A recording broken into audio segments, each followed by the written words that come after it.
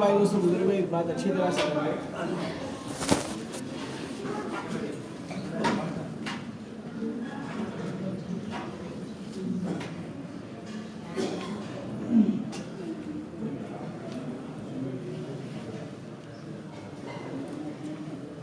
अल्लाह ताला ने हम सबको दुनिया में मरने के लिए भेजा।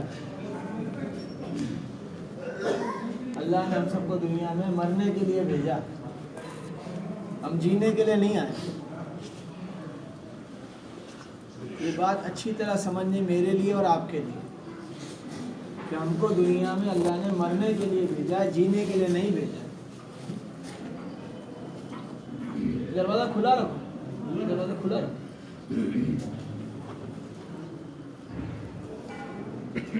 अल्लाह ताला ने हम सबको दुनिया में मरने के लिए भेजा है, जीने के लिए नहीं भेजा। इसीलिए सरकार दो आलम सल्लल्लाहु अलैहि वसल्लम ने फरमाया, अक्लमंद और समझदार आदमी वो है जिसे अपनी मौत याद रहे और वो उसकी तैयारी करे। हम सब मरने के लिए आए, ये मेरे को भी मालूम है, आपको भी मालूम है। लेकिन थोड़ी देर के लिए हर एक अपने अपने बारे में सोच ले कि आया हूँ मरने के लिए, लेकिन सुबह से शाम मेरी जो मेहनत और भागदौड़ है वो ऐसा लग रहा है कि जीने की है। सब खुद खुद का देखेंगे कि हमारी सुबह से शाम तक की जो भागदौड़ है, हर एक खुद की सोचे। कैसा लगेगा कि हम मेहनत जो कर रहे हैं सुबह से शाम, अपने लिए, अपने घर के लोगों के लिए, जिसके लिए भी कर रहे हैं, तो मेहनत सिर्फ इसलिए कर रहे हैं जैसे कि हम जीने के लिए। समझ में आ रही बात? हर एक खुद का देख ले। तो ये मेरे और आपके लिए धोखा है, हम सब के लिए धोखा है। जो आदमी ये समझ रहा है ये धोखे में है।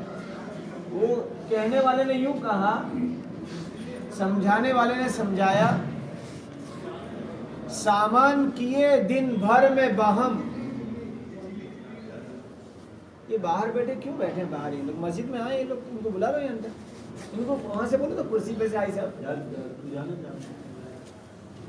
जब वो आएंगे यहाँ बैठ जाओ। नहीं माइक चालू नहीं करना, वो तो और इस्तेगना हो जाएगा, वहीं बैठे बैठे आवाज आ रही है। वहाँ इंग्लैंड में ऐसा किया है लोगों ने, मस्जिद का माइक घरों की फ्रीक्वेंसी से जोड़ा है। घरों में रेडियो फ्रीक्वेंसी चलती है, तो वो इसलिए किया था कि भाई जब मर्द सुने तो घर पे औरतें सुन ले। लेकिन उसका मामला उल्टा हो गया, मर्द ही घर चले जाते हैं, वो घर बैठे बैठे सुनते रहते ताकि कोई तश्कील ना करे। आप समझे? उन्होंने अच्छा चाहा कि मर्द सुने, औरतें वहां सुने। तो मैंने बोला भाई ये तो तरतीब सही ना होगी, नुकसान हो गया हमारा। अल्लाह मुझे समझा दे, अल्लाह आपको समझा। तो हम दुनिया में जीने आए या मरने आए? तो जवाब है मरने आए। उसको समझाया समझाने वाले ने, सामान किए दिन भर में बहम। बहम करना के मानी जमा करना। सामान किए दिन भर में बहम और छोड़ के वक्ते शाम चले। दिन भर क्या करते रहे? सामान जमा करते रहे, और शाम आई तो छोड़ के आगे कहता है वो, सुनसान है घर सूना बिस्तर। पहले कहा सामान किए दिन भर में बहम और छोड़ के वक्ते शाम चले। सुनसान है घर सूना बिस्तर, दुख झेल के बेआराम चले। क्या झेला? दुख। किसने झेला था दुख? बोलो ना। सुख के लिए दुख उठा रहे रोजाना, इसलिए कि क्या आ जाए? सुख मिल जाए। सुख नहीं आया, उसके पहले मौत आ गई। ये बेवकूफी कर गया, दुख उठाता रहा सुख के भरोसे पे। मैं बूढ़ा हूं, बूढ़ा क्या, बुढ़ा लफ्ज ज्यादा अच्छा लगता है।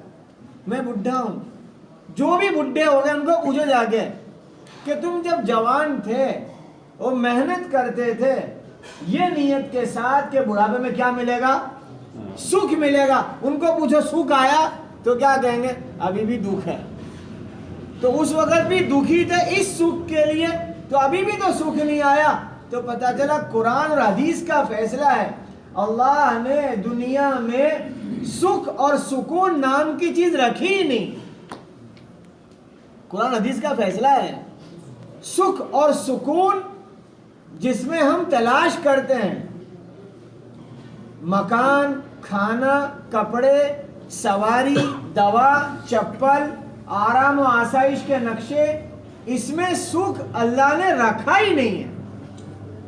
कुरान का फैसला है, अला बिज़िक्रिल्लाह तत्मइन्नुल कुलूब, हमने दुनिया में इत्मीनान यानी सुकून रखा है दिल का। दिल का सुकून है दीन के साथ, और हम चाहते हैं चीजों का सुकून जिस्म के साथ। वो ध्यान से बात सुनना, हम चीजों का सुकून चाहते हैं जिस्म के लिए, जो कभी भी नहीं मिलेगा, कभी भी नहीं मिलेगा, रखा ही नहीं अल्लाह ने। जैसे कि खाना, खाने को लोग समझते हैं कि भाई इसलिए मेहनत करो कि हमें क्या मिले, खाना मिले। तो खाने के बारे में कुरान ने फैसला किया, ला मक्तूअती वला ममनुआ, ये जन्नत के खाने के बारे में लिखा है, ना वहाँ कोई टोकेगा ना वहाँ कोई रोकेगा, कि यहाँ तो खाना जिसको हम सुकून और सुख की चीज समझते उसमें सुख और सुकून है ही नहीं। मिसाल, खाना सामने आया जिसमें हमने सुख और सुकून समझा, वो सामने आया और वो पसंद का नहीं है, तो बजाय सुख के यार ये क्या है, हाँ या ना, अरे बोलो ना। जो लोग चिल्ला लगा के आए ना, इसमें से मैं चिल्ले की वापसी वाली जमात से बोलता हूँ, घर जाके सलाम करके इतना ही बोल देना, अब घर में जो पकेगा जैसा पकेगा मैं खा लूंगा। बीवी और माँ बोलेगी बहुत बड़ा दीन सीख के आ गया। ऐसा बोलने की हिम्मत किसके पास है? हाफिज साहब, समझ में आ रही बात? घर जाके क्या बोलने का, जो बने और जैसा बने। यहाँ तो नखरे बाकी के बाकी है, तो औरतें क्या समझती है, चिल्ले में जाता है लेकिन है वो का वो ही। मैं मजाक के तौर पर नहीं कह रहा, होना तो ये चाहिए। जो नहीं गया वो हंसे नहीं कि अच्छा अपने नहीं गए, नहीं गए तो ज्यादा कसूरवार है कि चलो अपने नहीं गए, अपने ऐसे है तो वांदा नहीं, ऐसी बात नहीं है। नहीं गए तो ज्यादा कसूरवार, गए तो अभी तक ऐसा बोला ही नहीं घर पे आके। और जिसने कहा है, मैं सच बोल रहा हूँ, कारगुजारियां अहमदाबाद की और हिंदुस्तान की कई शहरों की है, जिसने कहा आकर के कि जो बनेगा जैसा बनेगा मैं खा लूंगा। जमात में ये सीख के आया हूँ कि अब कभी घर वालों को परेशान नहीं करूंगा। इस मामले में उन्होंने अल्लाह का एहसान माना कि दीन सीख के आ गया। तो खाना सामने आया जिसको हमने सुख की चीज समझा, हमारी पसंद का नहीं था, तो बजाय सुख आने के क्या आया, दुख आया। पसंद का आया लेकिन थोड़ा आया, पसंद का आया लेकिन थोड़ा आया, तो फिर दुख। पसंद का था ज्यादा खा लिया तो भी दुख। नहीं समझ में आई बात? अरे समझ में आ रही बात? अल्लाह करे बात समझ में आ जाए कि सुख है ही नहीं इसमें सुख है ही नहीं। जब कच्ची सड़कें थी और खटारे जैसी पुरानी किस्म की साइकिल और बैलगाड़ियां चलती थी, लोगों ने इसको सफर के लिए दुख का सामान समझा कि भाई ये दुख का सामान है। तो सुख किसने समझा कि पक्की सड़कें बना दो, पक्की सड़कें बना दो। यही हमारी सड़क किसी जमाने में कच्ची रही थी, जो ये बाहर है। तो कच्ची को लोगों ने सुख का सामान समझ के पक्की बना दी, और धीरे चलने वाली गाड़ी को दुख का सामान समझ के तेज चलने वाली गाड़ियां ला दी। तो सुख आया कि बहुत भगाते, बम बनाओ। अब क्या बनाओ, अब बम बनाओ। तो सुख आया कि दुख आया? दुख आया, दुख आया, दुख आया। तो अल्लाह ताला ने दुनिया में किसी चीज में सुख रखा ही नहीं। एक ही बात का ऐलान है, अला बिज़िक्रिल्लाह तत्मइन्नुल कुलूब। अच्छी तरह मैं अला लफ्ज अला जो आता है ना, अला जहां भी कुरान और हदीस में अला के मानी अच्छी तरह समझ लो, खूब समझ लो, ध्यान से सुन लो। दिल में गांठ बांध लो, याद रख लो, ऐसे बहुत सारे मानी है। यानी स्पेशल नोटिस है अला, अरबी का लफ्ज कुरान हदीस में जहां आया, यहां भी अला लफ्ज है। अला बिज़िक्रिल्लाह तत्मइन्नुल कुलूब। अच्छी तरह समझ लो, किसी चीज में सुख और सुकून नहीं है। सुनसान है घर, सूना बिस्तर, दुख झेल के बेआराम चले। मैं हूं चाहे आप हैं, खुद की जिंदगी देखो। सुबह से शाम थक रहे हैं, क्यों थकता है? सुख के लिए। तो सुख कब आएगा? किसके पास आएगा? ये जितने बैठे ना, इस जितने, इनमें से शायद कोई यूं कहते मेरे को किसी किस्म का दुख है ही नहीं। एक बादशाह था, उदास हो गया था, उदास हो गया था, हंसना बंद कर दिया, लोगों से बातचीत बंद कर दी, कुछ इलाज हुए, कुछ ऐसा कुछ वैसा करते करते किसी माहिर नब्बाज ने कहा कि इसका एक इलाज समझ में आ जाए कि कोई बहुत खुश रहता हो ना, उसके कपड़े लाके इसको पहना दो। कौन कैसा रहता हो? बहुत खुश रहता हो। तो कि चलो पहले वजीर से ही पूछेंगे, वो तो बड़ी पोस्ट पर है, वजारत की पोस्ट पर है, कि वजीर साहब तुम्हारे कपड़े बादशाह को पहनावे? कि मेरे को भी बहुत दुख है भाई। किसने बोला? किसने बोला? वजीर साहब ने, जो वजारत की बड़ी पोस्ट पर है, बादशाह का असिस्टेंट है, कि मेरे को भी बहुत दुख है, मैं सुख में नहीं हूं। हर एक का अपना अपना दुख है। ये जो बैठे हैं ना, जो ऊपर बैठा है, सबके पास दुख भरे हैं। कुछ कहे ऐसे होते, कुछ ना कहे ऐसे भी होते हैं।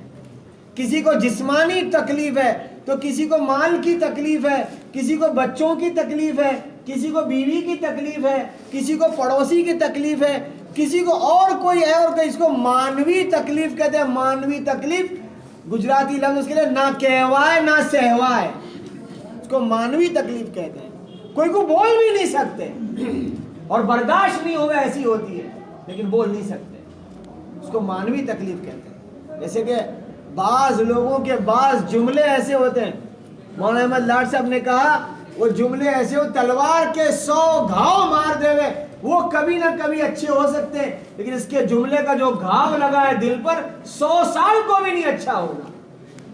तुमको देखता हूं ना, मेरे को तुम्हारी वो बात याद आ जाती है भाई, जो तुम उस दिन मेरे दादा को बोले थे, मेरे को बराबर याद।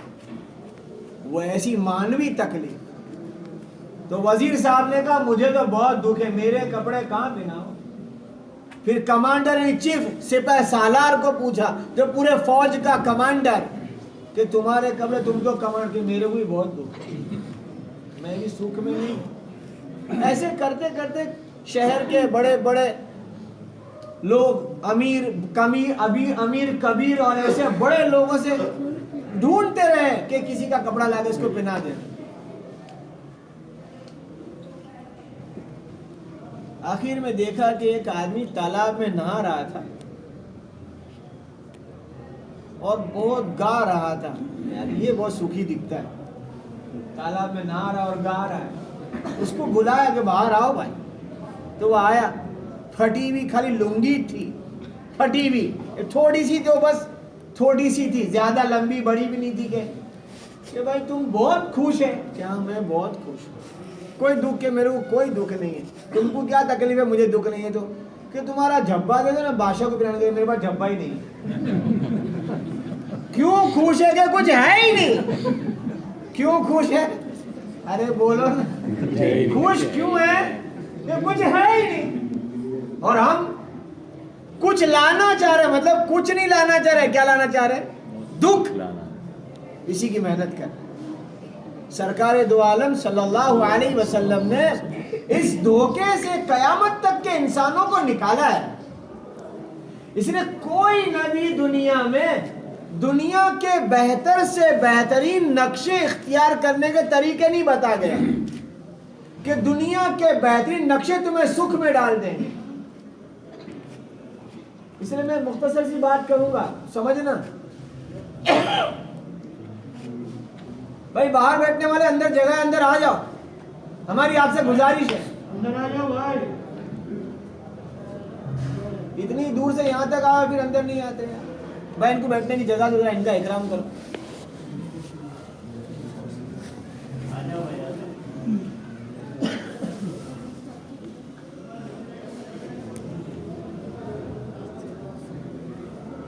जरा अपने फोन को सही कर देना ताकि चालू बैन में फोन ना देखे कोई भी। भाई मैं ये कह रहा था कि वो आदमी इसलिए खुश है कि उसके पास कुछ नहीं। रसूल करीम सल्लल्लाहु अलैहि वसल्लम ने ये धोखा कयामत तक के लोगों को समझाया। आज मैं और आप या जो भी लोग हैं धोखे में पड़े हैं, और वो एक ही बात के धोखे में पड़े हैं कि हमारे पास बहुत सारे प्रॉब्लम हैं और वो प्रॉब्लम का सॉल्यूशन बस ये हमारी मेहनत है।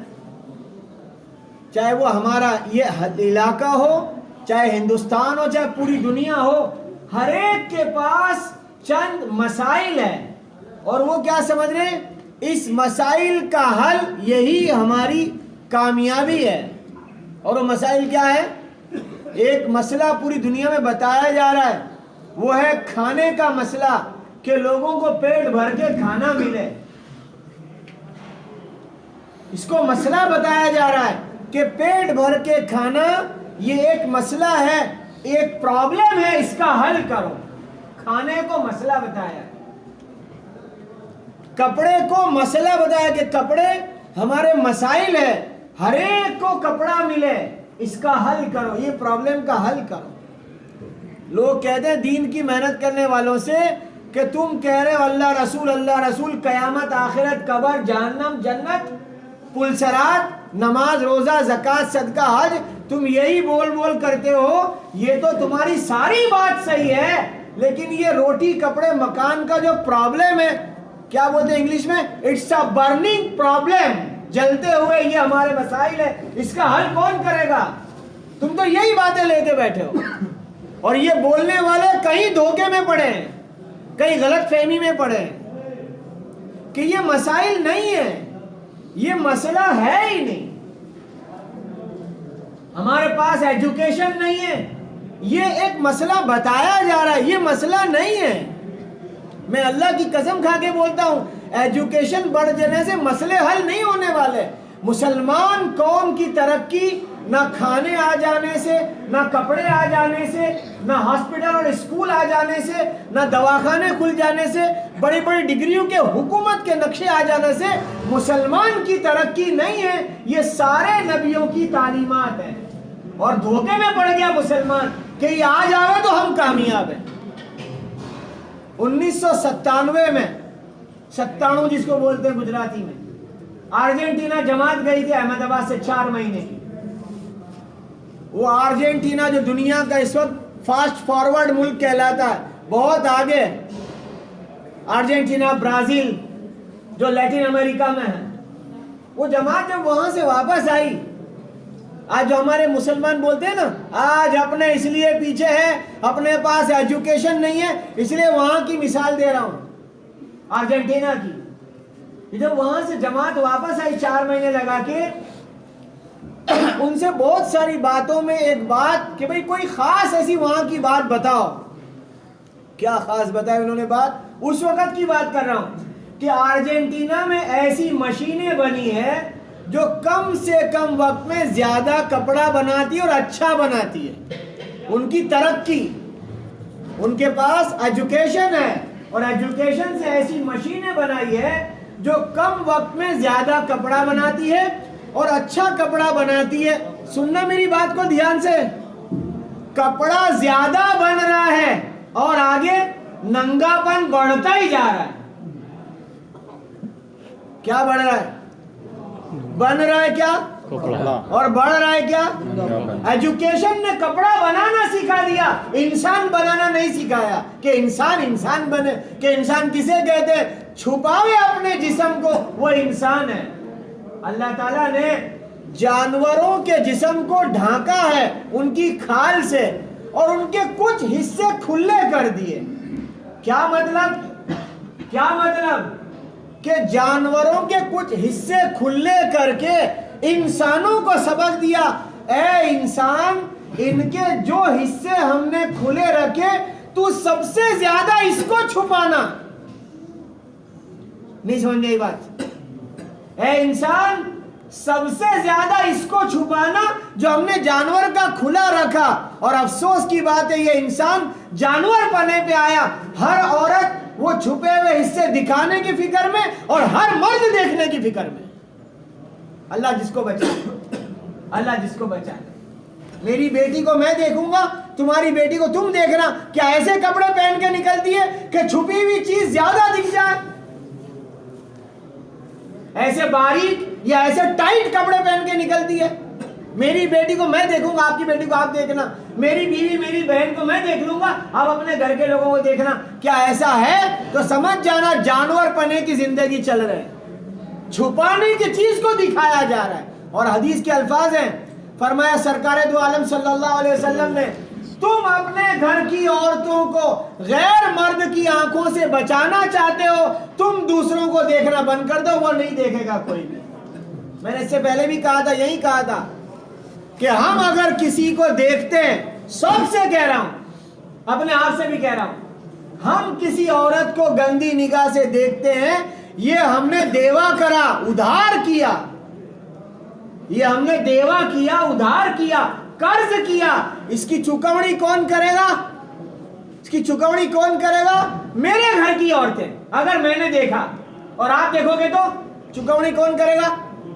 बोलो ना, हमारे घर की औरतें। जो देखेगा दूसरों को, उसके घर की औरतें चाहे बुर्का पहन के निकले, गंदी निगाह से कोई देखेगा ही देखेगा, क्योंकि इसने देखा है किसी को। ये हो नहीं सकता, ये हो नहीं सकता। नबी की बात गलत नहीं हो सकती। नबी ने फरमाया, तुम दूसरों की औरतों से अफीफ रहो, तुम्हारी औरतों को अल्लाह अफीफ कर देगा। नबी से सच्ची बात कौन कह सकता है? सल्लल्लाहु अलैहि वसल्लम। आज मुसलमान समझने को तैयार नहीं, अपनी आंखों को बचाने को तैयार नहीं। हैवानियत है, जानवर बना है कि कपड़ा बढ़ रहा है, कपड़ा बढ़ रहा है और नंगापन बढ़ रहा है। तो ये एजुकेशन है। 2004 में जमात गई थी इंग्लैंड। जब वो जमात वहां से वापस, उनसे पूछा कोई खास बात बताओ, कोई खास बात बताओ। तो उन्होंने बताया कि एक दफा हम अपना जरूरत का सामान खरीदने के लिए बाजार गए। हमने बाजार में 1.5-2 घंटे में 63 बच्चों को देखा जो अपनी माँ के साथ गाड़ी में थे। कितने बच्चे देखे? 63। एक ही दिन, एक ही मौके पे 2-2.5 घंटे में, कुछ उनका ऐसा 1.5-2 घंटे में वो गाड़ी में 63 बच्चे देखे, अलग अलग लड़की औरतों के साथ। लेकिन एक बच्चे को भी रोता नहीं देखा। कितने बच्चे देखे? 63। एक भी रोता नहीं था। ये उनको बड़ा ताज्जुब लगा कि 63 बच्चों में से एक को भी रोता नहीं देखा। उन्होंने आके मदीना वहां के मकामी को पूछा, भाई साहब हमने अभी बाजार में गिनती के एतबार से 63 बच्चे देखे जो गाड़ियों में थे, एक भी रोता नहीं था, तुम्हारे वो बच्चे रोते नहीं है? ऐसे पूछा उसने। अपने वहाँ मस्तूरात का इज्तिमा होता है, 15-20 आ जाओ, 2 दिन चह पे करते हो। अरे भाई स्कूल ले जाओ, बाहर कुछ करो, क्या करें?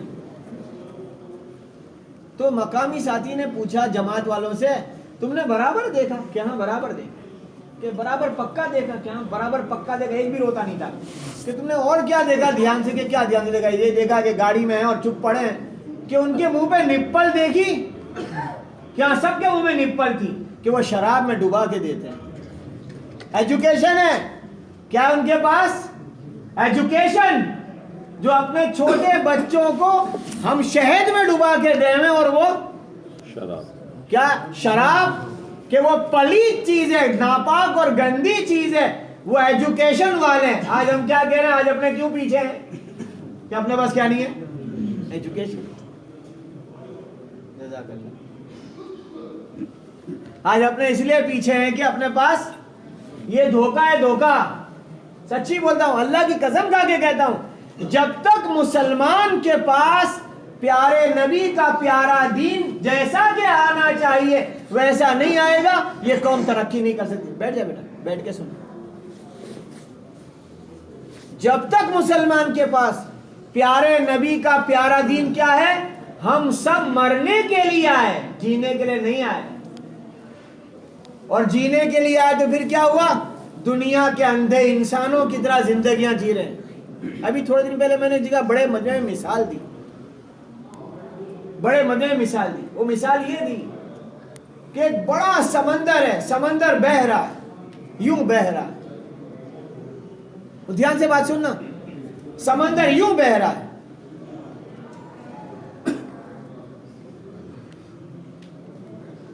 और समंदर में 50 टन कचरा पड़ा है। कितना कचरा? 50,000 किलो। 1 टन के मानिए 1,000 किलो। 50,000 किलो कचरा समंदर में पड़ा है, और समंदर यूं बह रहा है। उसकी लहरें ऐसे ऐसे चलती रहती हैं, कचरा धीरे धीरे धीरे धीरे चल रहा है। उसी समंदर में 4-5 मुसलमान एक छोटी कश्ती में है, एक छोटी कश्ती में है। वो 4-5 मुसलमानों की कश्ती का कुल वजन 200-250 किलो है, या उससे कुछ आगे पीछे। उनमें से एक ने बोला, भाई अपनी मंजिल यहां है, अपने को कश्ती चलानी पड़ेगी। अपने को क्या करना पड़ेगा? बोलो ना। तो उसमें से एक ने बोला, बे पागल, ये 5,000 किलो कचरा बगैर चलाए के चल रहा है, तो अपनी कश्ती नहीं चलेगी। चल रहने दे, तेरी बड़ी बड़ी बात है, तो कायम ऐसा ही करता है। मेहनत करो, मेहनत करो, मेहनत करो। कहा कि मेहनत करो, ये कचरा चल रहा है, अपने भी चल जाएंगे। बताओ, आपसे पूछो, कश्ती चलेगी बगैर चलाए के कि नहीं चलेगी? चलेगी, जरूर चलेगी, बगैर चलाए के चलेगी। लेकिन कैसे चलेगी? जिस किनारे पे कचरा रुकेगा, कश्ती, क्योंकि मंजिल तो यहां है और पानी यूं बह रहा है। नहीं समझ में आई बात? अरे बोलो ना। पानी का बहाव यूं है और अपनी मंजिल यहां है। पूरी दुनिया के तमाम इंसान कचरा है, कचरा, और मुसलमान वो कश्ती में बैठे हुए लोग हैं। और कहा जा रहा है, ए मुसलमानों, हमारी मंजिल यहां है और कचरा बह रहा है। तो लोग क्या समझते हैं दिल में? इतने सारे लोग खा रहे, पी रहे, ऐसे ही कमा रहे धोखा दे दे के, और दिमाग से एक भूसा निकाल देना। अपने आप को पहले कहता हूं, बाद में आपको कहता हूं, ये दिमाग से भूसा निकाल देना। बेईमानी करे बगैर मालदार बन ही नहीं सकते। ये भूसा है यहाँ का। क्या करे बगैर? बेईमानी, धोखाबाजी। चाहे छोटा सा गोली बिस्किट बेचने वाला हो, चाहे बड़ा कारोबार करने वाला हो, ये भूसा यहां से निकाल ही देना कि बेईमानी करे बगैर मालदार नहीं हो सकते। मालदारी और गरीबी ये मुकद्दरात की तय है। धोखा देगा तो भी उतना ही मालदार आएगा, झूठ बोलेगा तो भी उतना ही माल आएगा। अहमदाबाद का एक बहुत बड़ा मशहूर नाम, मैं नाम नहीं बोल रहा, बहुत मशहूर नाम होके मर गया। फजले करीम भाई ने उससे कहा था, क्योंकि वो हराम के धंधे करता था। फजले करीम भाई ने क्या कहा, क्या जुमला फजले करीम भाई का, कि भाई तू अगर कुल्फियां बेचता ना लाड़ी पे, तो भी इतना ही मालदार बनता जितना अल्लाह ने तुझे हराम में बनाया। तेरी मालदारी तय थी। क्या बेचता? क्या बेचता? कि तू कुल्फियां बेचता लाड़ी पे फिर फिर के, तो भी इतना मालदार हो जाता। लेकिन तूने हराम को जरिया बना लिया। अल्लाह ने तो मालदारी तय की थी, जरिया तूने बना लिया, हराम का चाहे हलाल का। बात समझ में है? इसलिए मेरे भाइयों, एक धोखे में से हम सब निकल जावे। हमारे मसाइल ये नहीं है, हमारे मसाइल नहीं है। क्या मसाइल? याद रखना, जब ईमान कच्चा होता है ना, जितना ईमान कच्चा उतना मखलूक का डर बढ़ता है। किसका डर बढ़ता है? और फिर जबान बोलती है, भाई जरा देखना हाफिज साहब, अब वो देखो, थोड़ा क्या अपने मुसलमानों के जरा सजाग होना पड़ेगा। क्या होना पड़ेगा? अरे बोलो ना, थोड़ा सजाग होना पड़ेगा, थोड़ा ये करना पड़े। तो क्या अपने वो सब मौलाना तो बराबर है उनकी बात, लेकिन थोड़ा ये अपने थोड़ा, अरे भाई थोड़ा ज्यादा कुछ नहीं है। आज से 18-19 साल पहले मेरे मोहल्ले में एक आदमी आया था, मैं घर के दरवाजे पे खड़ा था और वो बोलने आया, देखो भाई वो तारीख को याद रखना, देखो भाई वो तारीख को याद रखना। मेरी बात समझ में आ रही होगी। मैं खड़ा था घर के दरवाजे पे ऐसे करके, और वो तारीख को याद रखना। तो एक आपा जान ने बोला, अरे क्या याद रखना, पानी तो घर पे आता नहीं है। आपा जान ने बोला, पानी तो घर पे आता नहीं है। तो उसने क्या बोला, तो तुम मोटर लगाओ ना। क्या लगाओ? तो वो बोलती है अब्बाजान फिर मीटर ज्यादा आएगा तो वो क्या बोल रहा है, बंद करने की चांप लगाओ। किसको बंद करने की? मीटर। मैंने बोला इधर आ, इधर आ, इधर आ। मैं बोला इधर आ, कि तेरी तो डिपॉजिट भी जाने वाली है, तू तो हारने ही वाला है। अभी सत्यानाशी के रास्ते बताता है, बाद में कितना सत्यानाश करेगा तू। ये हाल है। झूठ बोलना पड़े, धोखा देना पड़े, लोगों को बेवकूफ बनाना पड़े। मेरी बात याद रखना, अच्छी तरह याद रखना, जितना ईमान कच्चा होगा मखलूक का डर आएगा। और मखलूक का डर क्या है? बदलती हुई हुकूमत से ये डरता हो जाएगा।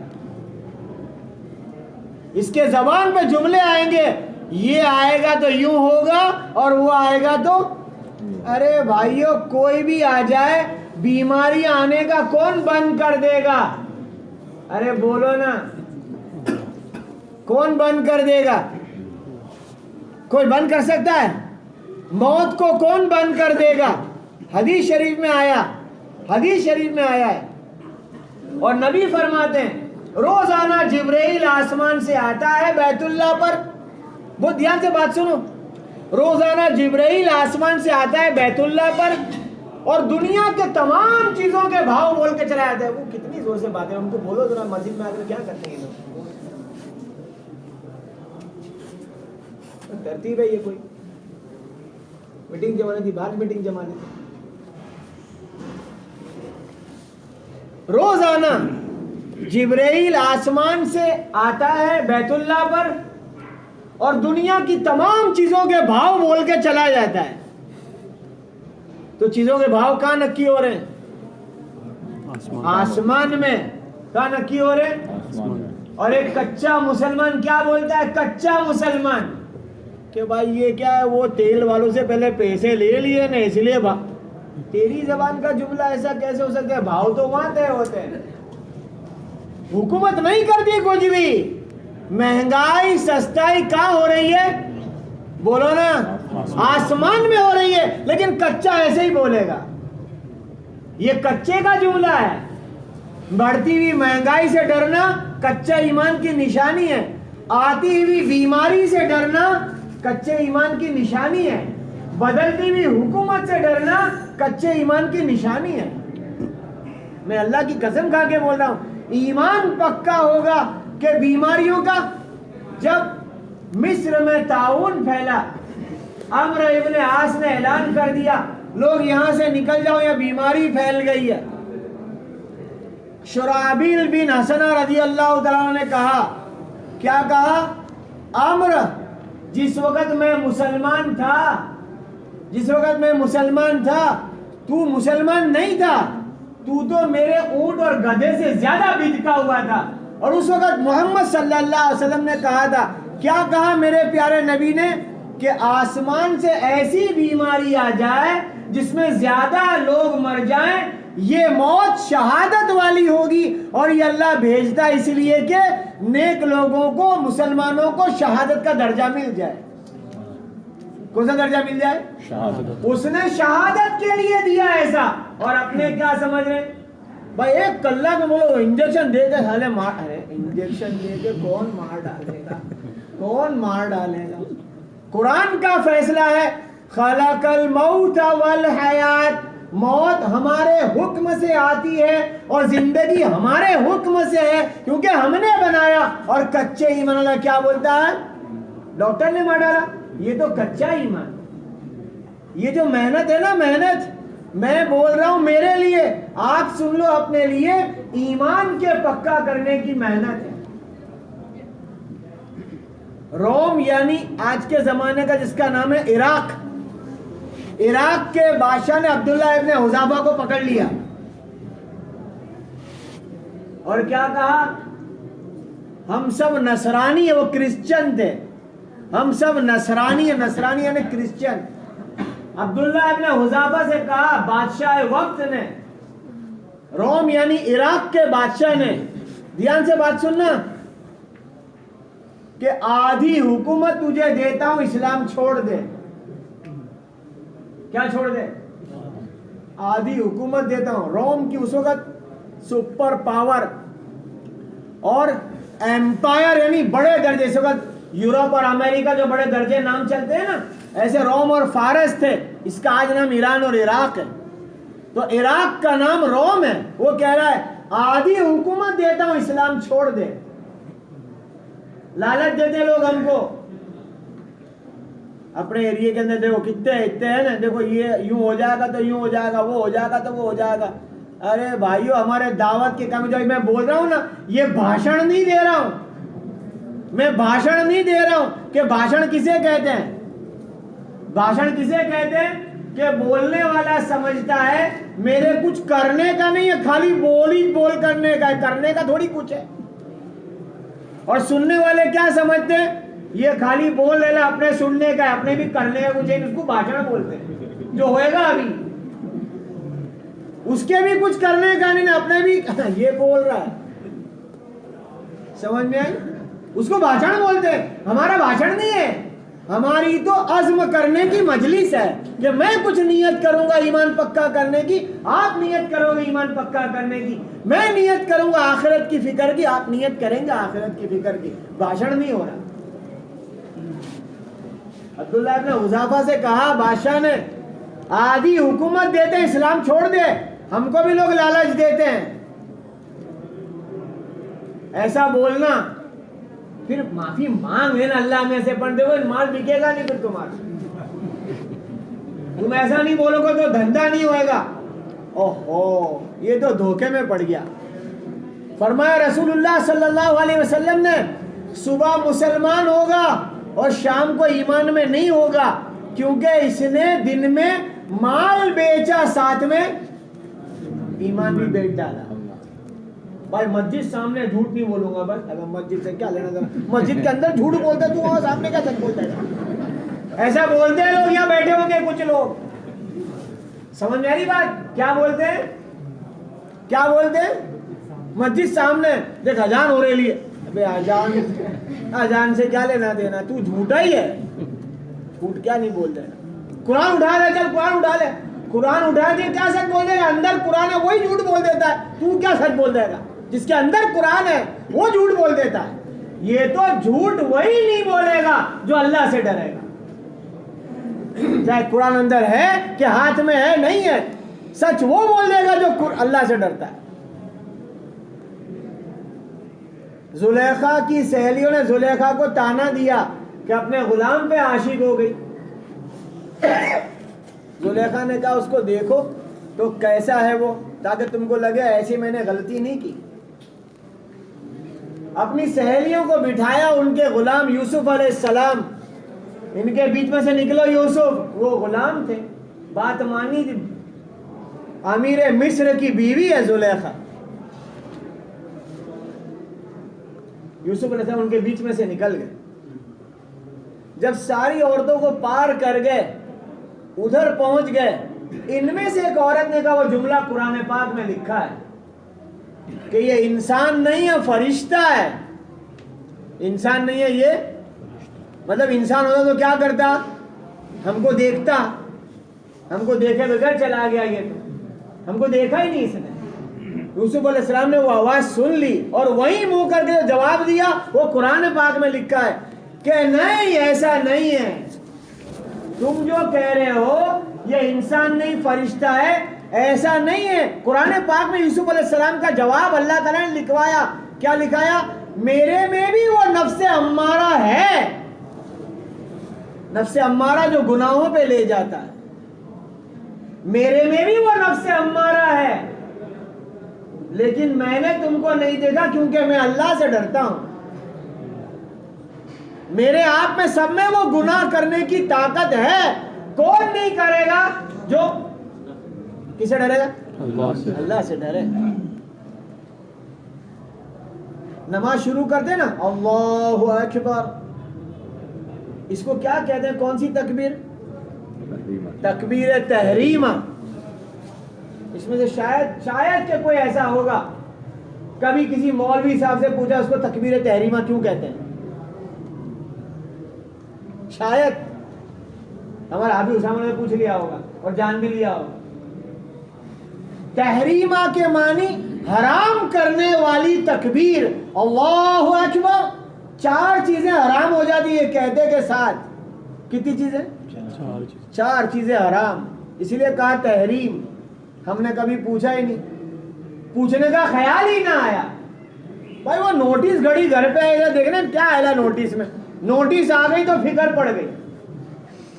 यार मैंने वो एक मकान का सौदा करा, तू समझदार, आ देखना वकील ने क्या लिखा है, खुद के नाम पे तो नहीं करवा लिया। अरे भाई पार्टी क्या है सरकारी भाषा। तकबीर तहरीमा, हराम करने वाली तकबीर। कितनी तक चीजें हराम हो जाती है? 4 चीजें हराम हो गई। पहली चीज बोलना। पहली चीज क्या हराम हो गया? बोलना। और कैसा हराम? कैसा हराम? अल्लाहु अकबर यूं कहा इसने, उसके बाद ये सना न पढ़े और ये पढ़े ला इलाहा इल्लल्लाह मुहम्मदुर रसूलुल्लाह, फिर औज़ु बिल्लाह बिस्मिल्लाह न पढ़े और ये पढ़े अल्लाहुम्मा सल्ली अला मुहम्मद व अला आलि मुहम्मद। उसके बाद ये सूरत ना पढ़े और ये पढ़े अशहदु अल्ला इलाहा इल्लल्लाह व अशहदु अन्ना मुहम्मदन अब्दुहु व रसूलुहु। कलमे तैयबा पढ़ा, दुरूद शरीफ पढ़ा, कलमे शहादत पढ़ा, जरा भी गलत अल्फाज निकाले मुंह से, अरे बोलो ना, लेकिन नमाज नहीं होगी, नमाज नहीं होगी। क्योंकि तुझ पर तकबीर तहरीमा से तेरी जबान पर चंद चीजें हराम क्या हो गई कि तेरी मर्जी में जो आवे वो सही हो तो भी तू बोलेगा तो नमाज नहीं होगी, वही बोलने का जो बोलने को कहा गया ये हराम है तेरी जबान पर कि तू मर्जी से गलत तो क्या बोलेगा, झूठ, गाली, गीबत, चुगली, गाना, फहश, बेहुदा बातें, ये नहीं। कलमा भी नहीं पढ़ सकता और दुरूद शरीफ भी नहीं पढ़ सकता।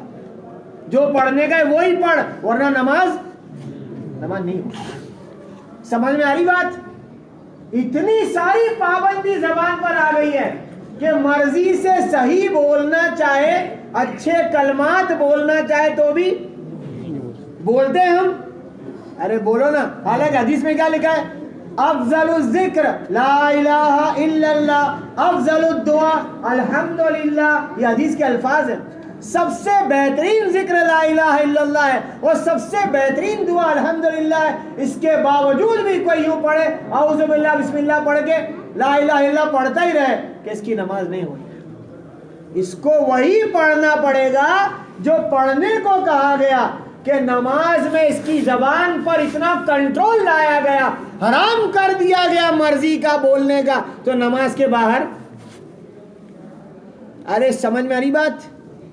ये नमाज को मैं पूरा समझाऊंगा तो बहुत लंबा बयान हो जाएगा, बहुत लंबा बयान हो जाएगा। लेकिन ये समझना, कभी किसी के पास बैठ के पूछना कि कौन सी 4 चीजें हराम होती, मैं अभी 4 पूरी बताऊंगा नहीं। अरे समझ में आ रही बात? क्या बता दो ना तो पूछना किसी के पास जाके, अभी मेरे से कोई मत पूछना। 4 चीजें हराम हो जाती है तकबीर तहरीमा कहते के साथ। वो मक्के की मस्जिद का नाम है मस्जिद हराम। कभी कभी ऐसा आता होगा ख्याल, यार उसका नाम तो मस्जिद हलाल होना चाहिए, हराम क्यों रखा है? ऐसा ख्याल आ जाए तो कभी पूछा किसी से? मौलाना से मसले भी कौन से पूछते हैं जो अपने काम के ही नहीं है। मूसा की माँ का नाम क्या था? मौलाना तेरे को क्या करने का? मूसा की माँ का नाम क्या था? तेरे को क्या करना मूसा की माँ का नाम?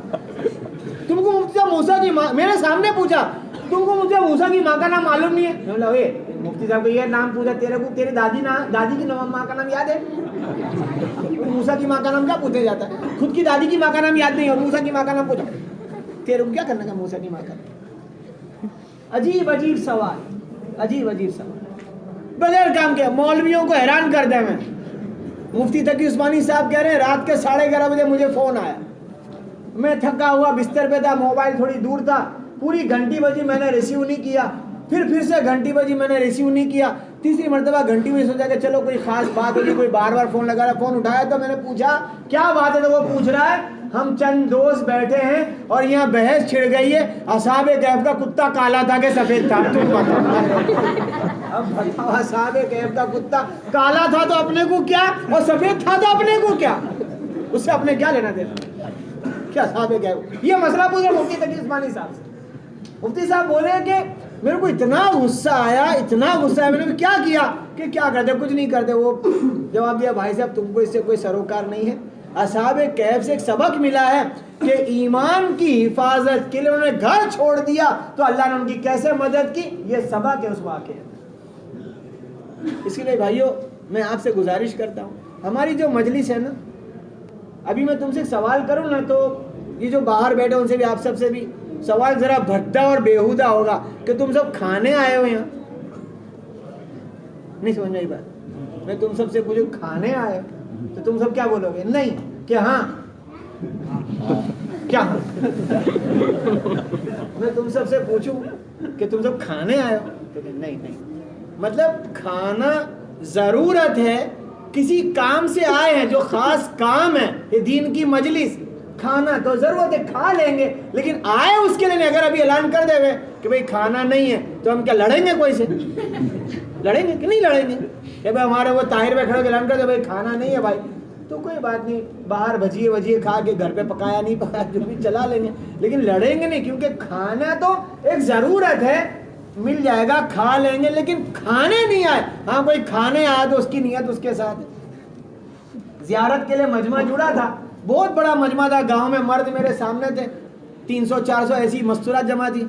मैंने पूछा माइक पे तुम सब खाने आए हो? तो औरतों ने कहा ना हो ना खावा न थी आया। औरतों ने आवाज दे दी पर्दे में से कि खाने नहीं आए, दीन की बात सुनने आए, जरूरत है खाना खा लेंगे। तो हम दुनिया में जरूरत पूरी करने नहीं आए, कोई खास काम से आए हैं दुनिया में। मेरी बात समझ में आ रही है? जैसे खाना जरूरत है, यहाँ कोई खास काम से आएंगे दीन की बात सुनेंगे, ऐसे दुनिया में जरूरत पूरी करने नहीं आए, कोई खास काम से अल्लाह ने भेजा। अफा हसिबतुम अन्नमा खलकनाकुम अबसा व अन्नकुम इलैना ला तुरजऊन, कि क्या तुम यूं समझते हमने तुमको यूं बेकार भेजा है और तुम लौट के हमारे पास नहीं आओगे? कोई खास काम से भेजा है, उसके हिसाब देने के लिए जाने का है वापस। अल्लाह हम सबको समझा दे। इसलिए बुनियादी बात एक ही है, ईमान पक्का होगा तो ये बात के सारे मसले हल होंगे। फिर सहाबा ईमान पक्का था, नबी के साथ थे, शहबे अबी तालिब में कैद हुए, खाना नहीं मिला, पत्ते चबाने के आए कि वो काम दीन का करते रहे, नबी का साथ नहीं जोड़ के, खाने आए नहीं थे, जो मिल गया, नहीं मिला, काम करेंगे।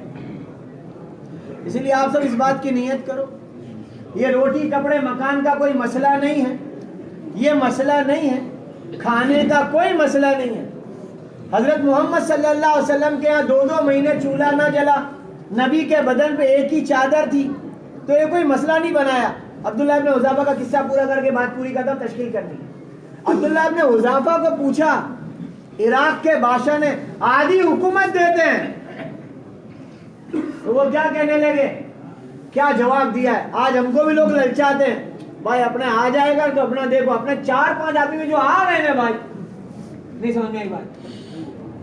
तो 4-5 आदमी भी क्या, अरे भाई पूरा मुल्क भी आ जाए तो क्या, मामला तो आसमान से ही है, कोई कुछ नहीं कर लेगा। 2018 में मैं खुला बोल रहा हूँ, 2018 में मुसलमानों ने बहुत डराया था, अगर इस मर्तबा ऐसा हुआ तो समझ जाना फिर यूं होगा, यूं होगा, यूं होगा। शायद किसी को याद होगा, बहुत डराया और हुआ वही जो वो ना कहते थे, वही हुआ। तो क्या हुआ? कुछ हुआ? अरे बोलो ना। उन्होंने यूं डराया था, अगर इस मर्तबा वैसा हो गया तो मदरसे बंद हो जाएंगे, मस्जिद बंद हो जाएंगे, नए कानून आ जाएंगे, यूं हो जाएगा, वो हो जाएगा। तो कुछ भी वो जो कहते वो नहीं हुआ, जो मुसलमान डरा रहे थे वो नहीं हुआ, हुआ वही जो अल्लाह ने चाहा। ना मदरसा बंद हुआ, ना मस्जिद बंद हुई, ना कुछ भी नहीं हुआ, कुछ भी नहीं हुआ। तो मुसलमानों को खाली डरा रहे थे। वो किससे डरा रहे थे? मखलूक से डरा रहे थे। और डराना किससे चाहिए? खालिक से। मखलूक का कोई डर नहीं है, कोई डर नहीं है मखलूक का, खालिक का डर बुनियादी बात है। अब्दुल्लाह इब्न हुज़ाफा ने कहा, बादशाह आधी हुकूमत इराक की नहीं, पूरी हुकूमत इराक की तुम दे दो मुझे, और अरब की भी दे दो जो तुम्हारी नहीं है। इराक की पूरी और अरब की भी, तो भी पलक झपकने के बराबर भी इस्लाम नहीं छोड़ूंगा। आज हम इस्लाम छोड़ दे में धंधे में, पता नहीं कहाँ, पता नहीं कहाँ, पता नहीं कहाँ, कहीं कहीं तिकड़मबाजियां कर करके, और क्या कहे, अपनी जरा तेरे को खबर नहीं मेरा दिमाग कितना पावरफुल है। क्या कहा शायर शेख इब्राहिम ज़ौक़ ने, क्या कहा, नाजा न हो खिरद पे, खिरद यानी अकल, नाजा न हो खिरद पे, जो होना हो वही होएगा, वही जो वो चाहेगा। आगे क्या कहता है, दानिश तेरी ना मेरी कुछ दानिशवरी चले, कोई की अकल चलने वाली नहीं है, होएगा वही जो वो चाहेगा। अकल के घोड़े चलाते हैं। अब्दुल्लाह इब्न हुज़ैफा ने कहा हुकूमत नहीं चाहिए, पूरी देवे तो भी इस्लाम नहीं छोड़ूंगा। बादशाह ने क्या कहा, इसको लटका दो सूली पे, और तीर मारना चारों तरफ से, लेकिन इसको लगना नहीं चाहिए ताकि डर जावे। चारों तरफ से तीर चले, सर के पास, कमर के पास, हाथ के, इससे डर जावे कि ऐसे तीर चले। फिर उतारा। अब क्या कहता है, ये कुछ भी नहीं, इस्लाम तो नहीं छोड़ूंगा। भाई वो इतने सारे लोग खड़े थे ना भाई, मैं तो फिर बोल दिया, वो नहीं समझने क्या करता है, मैं तो फिर बोल दिया, अरे क्या बोल दिया, तू डर गया उनसे, डर गया कि बोल क्या बोलता है कि इस्लाम नहीं छोड़ूंगा। फिर तेल गरम करवाया और 2 मुसलमान कैदियों को उसके सामने डाल दिया कि देख, फौरन हड्डियां ऊपर आ गई, गोल घुल गया पूरा तेल में। उसको देखा कि अब तेरे को डालेंगे। अब्दुल्लाह इब्न हुज़ैफा को लेकर गए करीब, और करीब ले गए तो रो पड़े। तो बादशाह रो दिया इसको। बादशाह ने कहा हाँ तो पहले ही कह रहे थे आप कि बादशाह इसलिए नहीं रोया कि अभी अंदर डाल देंगे। दिल में ख्याल आया एक ही जान है मेरे अंदर, उसके नाम पे देने का मौका आया, एक जान अभी दे दूंगा। मेरी नीयत तो यूं थी कि मेरी 100 जानें होती, मैं 100 जान उसके नाम पे दे देता, एक जान दे करके मैं क्या कुर्बानी पेश करूंगा। बादशाह को ऐसा लगा पूरे दरबार में मेरी इंसल्ट कर दी है इसने। तो बादशाह ने अपनी इंसल्ट को कम करने के लिए क्या कहा, अच्छा तू मेरी पेशानी को चूम ले, तेरे को छोड़ देता, थोड़ी अपनी इंसल्ट कम करने के लिए। तो अब्दुल्लाह इब्न हुज़ैफा भी बहुत समझदार थे, क्या कहे, बादशाह आपकी पेशानी चूमने को तैयार हूं, सारे मुसलमानों को छोड़ना पड़ेगा। कि ठीक है, मंजूर है। आगे बढ़ करके पेशानी को चूम लिया, सारे मुसलमानों को रोम के बादशाह से आजाद करा के मदीने मुनव्वरा पहुंचे। हजरत उमर को पूरी कारगुजारी सुनाई। हजरत उमर ने क्या कहा, मदीना के तमाम मुसलमानों पर लाजिम है इसकी पेशानी का बोसा लेना। बहुत बड़ा काम कर गया, लेकिन ईमान को मजबूत पकड़ के रखा। वो ईमान मुझे चाहिए, वो ईमान आपको चाहिए, उसके लिए ईमान की मेहनत है। हिम्मत से बताओ कौन कौन है जो अल्लाह के रास्ते में जाने के लिए तैयार है।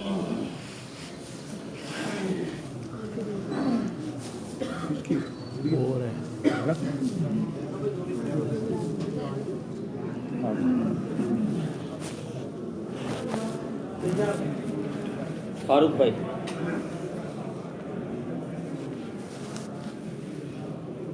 इंशाल्लाह मेरा भी लो।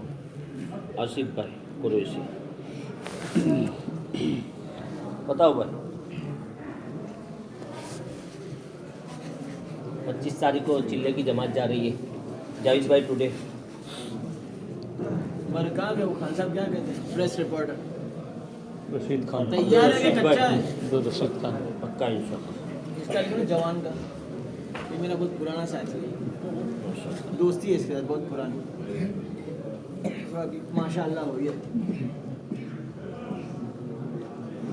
फारूक भाई, क्या नाम, नौमान, नौमान के बाजू में माशाल्लाह। हमजा, यूसुफ का यूसुफ, इसका भी लिखो, यूसुफ का भी नाम लिखो माशाल्लाह। ताहिर भाई तुम्हारा नाम लिख सकते हैं? इरादे में लिखो, इरादे में लिख रहे हैं सबका, लिखो ताहिर भाई का नाम, ताहिर खान माशाल्लाह। इनका नाम लिखो, अहमद भाई मार्च 40 दिन इंशाल्लाह। माशाल्लाह। लिखो लिखो नाम लिखो। जुजुल, हमारा हबीब कहाँ है, हबीब, उसका नाम लिख सकते हैं? लिखो लिखो, हबीब का नाम लिखो, हबीब। लकी वाला, लकी नाम है ना दुकान, अच्छा साथी, बहुत अच्छा साथी। और बताओ भाई, तकरीबन 15 वसूली आ चुकी है हाफिज साहब क्या करें? यासीन भाई, अमर साहब, इसका लिखो, बहुत नेम लड़का है, वालिदा बहुत नेम है, माशाल्लाह। उम्र में बरकत। आमीन। आप लोग क्या करेंगे, यहीं रहोगे? तो लिखा ना नाम, तो मार्च के अंदर नाम लिखा, मैं जाऊँगा इंशाल्लाह। तुम क्या करोगे, ट्यूशन चला गया अभी? फिर क्या करते हो? इनका नाम लिखा है। इलियास मास्टर। स्कूल जाते हो तुम? मास्टर टीचर तो मुझे पता है हाँ। कैसे जाते हो, भी मुझे पता है। तो मैं आमिर जाता भाई हूँ। और अब्दुल हफीज भाई। तुम्हारा नाम नहीं लिखा है तुम्हारा, लिखो इनका नाम। साल पूरा हो गया, अब तो चले जाएगा, साल ही पूरा हुआ, क्या करें ऐसा। और इमरान जेके। भाई इनका नाम लिखा तुम, साल पूरा नहीं हुआ। अल्लाह कबूल फरमाए आपका। इनका लिखो, इनका लिखो। लुकमान। तुम्हारे बाद में बड़े उनका लिखो। शहजाद भाई भाई शहजाद, अरे लिखाओ भाई, ए भाई उनका लिखो। लिखा है लिखा है लिखा है इन्होंने? भाई साहब आपका भी लिखाइए, इनका भी लिखो। ये हमारे बेटे जवान, हाँ आपका इनका लिखो, नाम लिखो। मैं भी टीचर लिखो, इनका नाम तो लिखो, लेके बैठेंगे। आपको अजीम अभी सर। कल परसों नहीं भेजेंगे, इत्मीनान से भेजेंगे। नाम तो लिखाओ। अजीम सर। अजीम सर। देखो भाई, एक बात सबसे कह रहा हूँ, इसके बाद दुआ कर लेते हैं। आप सब नियत करो, जैसे हम अपनी औलादों को मकान दिलाना चाहते हैं, बीवी ला के देना चाहते हैं, गाड़ियाँ दिलाना चाहते हैं, ये सब सही है। मेरी राय ये है, उनको दीन भी दिला दो, उनको दीन दिला दो। अगर नहीं दिलाओगे ना, तो वही बच्चे कयामत में हमारे लिए पता नहीं क्या अल्लाह के सामने गवाही दे देंगे, पता नहीं चलता। उनको दीन दिलाओ, समझ रहे ना बात? मकान दिलाओ, गाड़ियाँ दिलाओ, बीवी दिलाओ, उससे पहले उनको दीन दिलाओ। और ये ना सोचो कि भाई नहीं मानता क्या करूं, वो बीमार हो जाए तो जब तक अच्छा नहीं होता मेहनत करते हैं, ऐसे रोजाना उसके लिए रो। करोगे इतना? गुरु शरीफ पढ़ लो दुआ। अल्लाहुम्मा सल्ली अला